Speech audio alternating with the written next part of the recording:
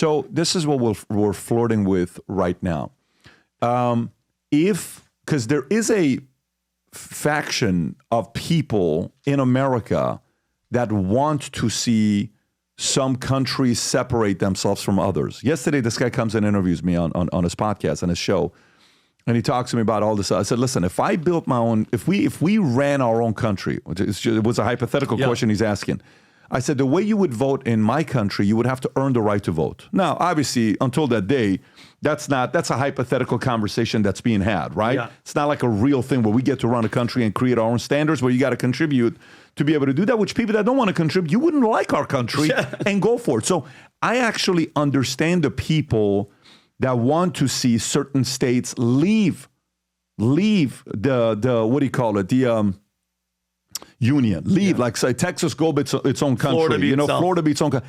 I understand the argument that people are making. I get it. I fully understand. If that's what you want to see happen. Yes. If you want to see a full-on that taking place. If that's what you want, yeah, you need a lot of posts like this. But let me tell you what's going to happen here. Okay? And I'm at it where it's inevitable that this is about to take place. Do you remember, I've had God knows how many people are on the rap side because I've always been fascinated with hip hop rap. I was a big Tupac guy. What happened? Who got killed first? Okay? Who got killed first? Tupac or Biggie? Oh, great question. Was it Tupac first? Tupac got killed first. Okay. Yeah. And after what? After what hit song that came out? Hit 'em up. Talking shit about California. Right? Yeah. About New York. Chino XL. Yeah. By the way, he just passed away. Yeah. So all these rest in peace. All these guys that they're talking about hit 'em up and boom, back and forth, back and forth. West Coast, East Then Coast. What happened? Then Biggie. Tupac gets shot. Yep. Then Biggie. Then Diddy and Snoop come together at this award ceremony.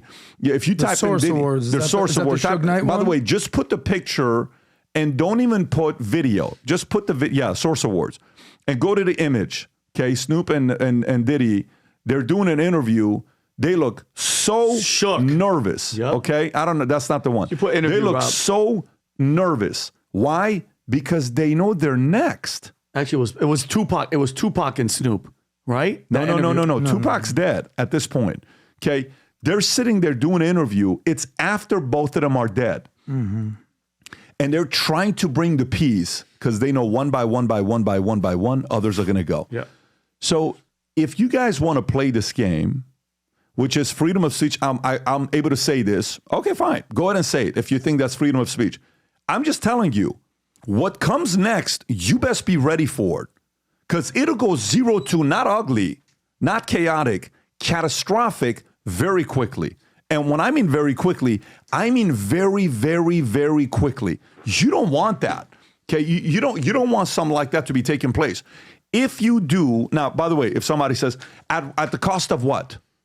Are you willing to avoid that taking place at the cost of freedom? No. Are you willing to do that at the cost of, you being able to do what you want to do, what the government doesn't control? No. If we're getting there, I'm in. Mm-hmm. If we're getting there. But the goal is to prevent temperatures ever getting to that point. When I left and started my own insurance company, I never wanted to leave. But they cornered me, and they forced that event to be taking place. If we play this game, you're cornering for this to happen. Mm-hmm. And if it happens on the left and the right, chaos. By the way, why will it not happen on the left? Because this has got nothing to do the left or the right. This has got who is controlled by the establishment media, by the establishment people, who is not. The people that are, why would you take them out? The people that are not, got to be careful with that, right? Because these guys, you can't control them. The temperatures are so high right now that Trump's camp won. There needs to be a real a conversation about protection where, not being too sloppy. Like, you know how I am? I like to walk around people. 100%. I don't mind being around people, right? But then Sam will come and say, no, we need to get XYZ. The other day, we're doing a book signing. 550 people show. A lot of weird things happen. Oh, yeah. You don't know what's going to happen in that place. No. They don't allow so what are we doing there? But I love being around people. I can understand how much Trump wants to be around people, but this is a different situation. Do you, so Pat, if you're in charge of his his detail and his thing. Because remember, me and you had this conversation. Yeah. He's not going to do it, but do you tell him and have a conversation like, listen, you're on a golf course. You're out there. I saw a video of MSNBC, Pat. They're recording him, MSNBC, him just playing golf. I think it might have been a day. If they can see you on a camera and they're not even supposed to be there, a sniper can easily see you if they want to. Do you tell him to stop, to slow down? No, I can't do that because then you're asking the man to not be himself. I can't do that. All I'm doing is you can never. A person at this level of alpha, he's the alpha of alphas. You can't tell him not to do that. All you got to say, Mr. President, we know you like to golf. We know you want to do X, Y, Z. Can we create certain systems? Yeah. Can we create certain systems and protocols where we can do our jobs? Yes. Number two, I'm going to have the entire community on whoever Trump's camp is, MAGA, all those guys, go after the U.S. government to give them 24/7 protection. There's 48 days left. If you have a couple $100 billion to give to Zelensky, you mean to tell me you can't spend $50 million of protection on Secret Service right now to give it to him? And it's not even going to cost $50 million. It's going to end up costing you between now and the end of the year, say $10 million. You don't have the money to do that? Come on, government. You, of course, you printed $6 trillion just a few years ago. You can do that. I would be more intentional. I think they're playing with fire. And if we keep allowing this temperature to keep going up, all of a sudden, when this happens, it's like a light that's gonna. No, bro. When the first domino goes, you can't stop it. It's over with. Go ahead, Tom. Yeah, and it goes to the security thing. Rob, can you see if the story on the assassination attempt, because from BBC.com, and it shows you the overhead view of the golf course, and Pat, you're going to see here how easy it would have been. It wouldn't take $10 million. Look how easy it is to patrol the perimeter of this particular golf course. Right there. Okay. Take a look. The area where the sniper was found. Those are two city streets in a corner. How hard it is to have a vehicle patrol. How hard it is to have a drone. Do you see that, Pat? Yeah. Look how easy it is to secure the perimeter of the golf course. You treat it like it's a jungle with a bunch of trees. No, just look at the perimeter. You could have drones just going down the street the way they do now when they want to watch somebody. And so it just shocks me the Secret Service can't do this. But I'd be saying the same thing that you're saying, Pat. Hey, guys, we need to elevate the security here. The man is an alpha. He's going to go play golf today. So we have to have put the drones up, get the full security on the perimeter. Everything will be fine. The suspect came down that street and was getting between the fence there. It was so easy to frickin' find. And so it's also, not only is it putting the money out, Pat, to have the security there, it's the security force doing, which is a damn easy job when you look at the actual perimeter of the golf course. Yeah, Tom, you make a great point because when I was stationed in Malmstrom Air Force Base, Montana, and a nuclear missile base, let's say, Rob, where that dot is, where that Trump is playing golf, we would be an alert response team. We would be driving around. There had to be a patrol constantly patrolling to make sure, Adam, that nobody was approaching. Not like the threat was high, but they're working on a nuke. Just your presence. Like when you go to like some of these Target, one of these places, there's a cop car just sitting there, Tom. Nobody's in it. It's a deterrent. And that's one thing. Have somebody driving around. Doesn't cost that much money. And number two, the guy golfs in a white shirt and a red hat. Like, wear some camouflage, dress in green. I'm being serious. No. He can wear whatever he wants. Look at the corners here. 1, 2, 3, 4, 5, 6, 7, Tom, 8 car. corners. Yeah, but Tom, one car driving and around. You'd have line of sight. Yeah. 8 cars, and you would have lateral line of sight through the entire perimeter. And Pat, you said he was there from 2 o'clock in the morning. Yeah. You mean that guy was there for how many hours and nobody was around there? Apparently, he was there for 12 hours. Jeez, and unbelievable. I agree with Tom that there needs to be better detail here, but. The guy that shot Trump the first time, by the way, Trump is lucky to be alive. Pause. Yeah. Like got shot in the face and the ear. 1 inch over, this guy's not the candidate anymore. Here's an opportunity right here, another one. So where did they find the first guy? On the roof. Okay. In front of everybody. Yeah. Where do you think you're going to find this guy on the golf course? Behind some trees. Some things are pretty obvious here. So I'd be having details sweep during the daytime. There's no reason, there's nobody golfing at 2 a.m., 4 a.m. But if I'm Trump, and I totally understand that he needs to be himself and he's the alpha. Dude, you got 50 days to try to do one thing, not get shot again. Yeah. And if it means controlling the controllable, not playing golf for a couple months, maybe you need to do that. This is an opportunity. Like, where's Trump going to get shot? Probably being outside. Yes. So there's 4 things. There's 4 elements here. If you're Trump, he came out and said, I'm going to do rallies. I don't care what you tell me to do, I'm going to do them. They went and they got him glass. And he walked around. And he walked out of the glass to help some lady. So at what point, Trump, it's like, dude, I mean, we're doing everything we can to keep you safe and protected. Play ball with us a little bit. But if you're Trump, hey, man, you do what you got to do. Presidents have classically crossed over the line and says, hey, I'm not doing it. Gerald Ford is the last U.S. president where there was 2 assassination attempts. And the first one, he should have been killed. Squeaky Fromm mischambered the weapon from the Maryland, and got right up to him. The Manson people? Yes, she was from Charles Manson. She got right up there and she held it below abdomen 18 inches. Crazy. And she clicked it and it misfired because it didn't fire because it wasn't chambered. And the Secret Service guys came unglued and pinned her to the ground. 2 weeks later, or maybe 3, it was, I believe what was her name? Sarah Jane Moore. She fired 2 shots from a crowd until the Secret Service and 3 people in the crowd kind of took her to the ground, Sarah Jane Moore.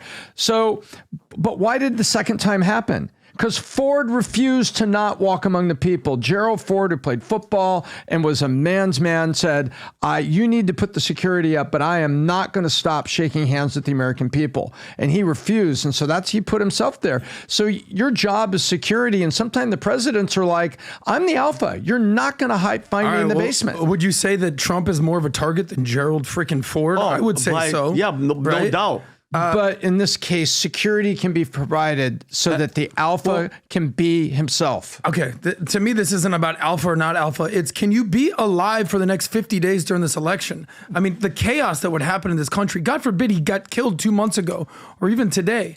I think, I don't know if he's treating this as serious as it should be. I don't know. But it seems to me, I would say, Mr. President, listen, for the next 30 days, 50 days, there's no golf. Yeah, but there's no outside rallies. If you do stay in the glass, we're trying to protect you. By the way, it's not a money thing. They came out and said it's not a money thing. They can certainly dedicate $5, $10, $15 million, whatever it is. It's a manpower thing. It's literally a manpower thing. With all the DEI candidates, we saw what happened. Of course. You know, how many Melissa McCarthy's are out there protecting the president? I think they need to hire more people. And then even Biden came out and obviously he gave the whole, there's no room for political violence or political rhetoric, but we do need to have more detail around this guy. But even the sheriff of Palm Beach County said, listen, his name is, there's Ronald Rowe, who's the acting director of Secret Service right there. But then there's the sheriff, Rick Bradshaw, this guy right here's the one that came out there. He said, look, he came out and said what people are thinking. He's not the president. He doesn't have the level of detail that a president would. Yeah, well, I mean, he was the president. He could be the president. Let's step this up a little bit, guys. So he needs more protection around him, but he also needs to play ball with the protection. But guys, we're talking about 48 days, Adam. God willing, he wins. He's still going to keep doing the same thing. And I understand he's going to get an upgrade when he's the president, but this is the former president of the United States, and the level of hate that the left puts on him, this is a no-brainer. They have to step it up. But at least Ron DeSantis came out yesterday and said that Florida, right, Rob, is going to take over the investigation, PBD, because I don't know if this might be the one where he says, how could we in our right mind left the FBI and the DOJ find out who's behind this, PBD, when the DOJ's been going after him for this whole time? This is the clip. By the way, this is a very, very good move by DeSantis. Yeah. Governors can create a parallel investigation, and only governors. And he called for it. So he is creating the investigation. Florida is in pole position on that. And therefore, they control evidence, including evidence retention, rather than maybe evidence, we lost. Yeah. We lost those. Yeah, weird. Yeah. So DeSantis made a good move here. There's a legal word for it that escapes me at the moment, but it is a legal word that describes the authority of a governor to take over investigations of things like this from the feds. And just a clip, Rob? Yeah, this is a clip. Just FYI, from what I heard from reports, that Trump didn't plan on going golf. He went golfing last minute. So how does this guy know, Trump is going to be out there? So, dead serious, bro. People are worried about that. He golfs every other day. What do you mean? No, but not today. He wasn't that day. Go ahead, Rob. Talked to him yet. I did announce yesterday we're going to be doing a state level investigation. I understand that the feds are involved, but we do believe that there were multiple violations of state law. We also believe that there's a need to make sure that that the truth about all this comes out in a way, that's credible. I mean, I look at the federal government, with all due respect to them, those same agencies that are prosecuting Trump in that jurisdiction are now going to be investigating this. Bingo. I just think that may not be the best thing for this country. We may put the biggest election night event together outside of whatever Kamala and Trump is going to do. We're probably going to put the third biggest one there. You're going to want to be there. And it's going to be awesome. It's going to be wild. It's going to be insane. It'll be a lot of fun, creativity, craziness. But here's the thing. To attend it, you're going to have to buy a ticket to go to it, obviously. The tickets are not going to be, vault type of tickets where you're spending, 15, 20, 25K. We're not talking that. It'll be lower amount tickets that we're doing. However, a barrier to enter. When you come in, you have to wear Future Looks Bright gear. We want the room to be filled with people wearing Future Looks Bright gear. So for some of you that want to fly out November 5th, when I tell you what it is and the announcement is finalized, it's going to be crazy.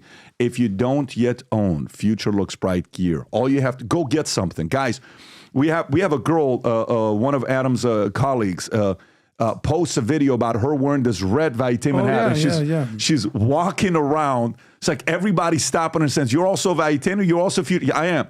It's amazing what's taking place. Vinny, yesterday, if you want, are you comfortable sharing your story? Go ahead. I had surgery yesterday back at work, because that's how we roll. I had a big cyst removed from my lower back, and I'm in, getting ready pre-op. All the needles are on my arm. I'm ready to go in. A Cuban guy eating a protein bar walks by, stops in his tracks, and goes, "Mira, Vicente Pipiripaca," and then he leaves. He grabs 7 people, Tom. I'm surrounded by 7 people, and all they're talking about is how glad and happy they are that what we're doing, how amazing of a leader Pat is, and what America needs is what's happening right now. People were screaming, "Future Looks Bright" in the back, and then one Haitian lady looks at me and goes, "I want you to tell Adam, thank you for sticking up for the Haitians, because not all of us eat cats." And I go, "But some people do in Springfield." But Pat, the movement, no joke. And I wanted to address this too, Pat. What you're doing, what you've started, what you've built. I can't even go.